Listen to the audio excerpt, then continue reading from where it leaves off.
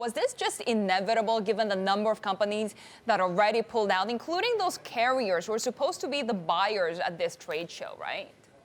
Exactly. Inevitable is the best way to explain it. We've been anticipating this for the past few days. You've had basically every major player who would have been at the conference in Barcelona either pulling out or pressuring the GSMA, the parent company of this MWC conference, to pull out. We saw Sprint and AT&T yesterday. Qualcomm was just awaiting this announcement to happen. They're one of the bigger players there.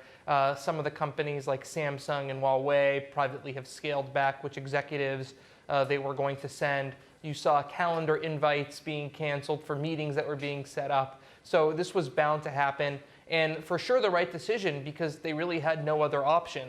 The other side of this, however, is the significant economic impact this is going to have on the city of Barcelona, which has been preparing to host this thing for several months now.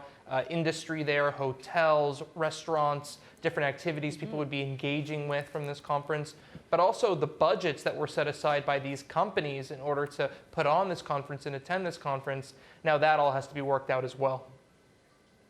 So obviously there'll be some direct pain, as you note, to Barcelona, the conference organizers, maybe some savings on the part of the businesses that don't go. But what about some of the intangible impacts here, Mark, of the collaborations that don't happen, the sales that don't get made, the ideas that don't get sparked? I mean, how do we measure any of that? Yeah, I mean, immediately the way to measure this is basically these are a bunch of business deals and meetings that would just not happen otherwise. But, on the other side of the coin, it's 2020, right? What that means is a lot of these important meetings are likely to get rescheduled pretty quickly, whether that's via conference call or phone call or meetings elsewhere. The good news is travel and digital communication is so simple these days. So my wager would be if there was to be a super critical meeting between a company and a partner, it's going to happen anyways, one way or another.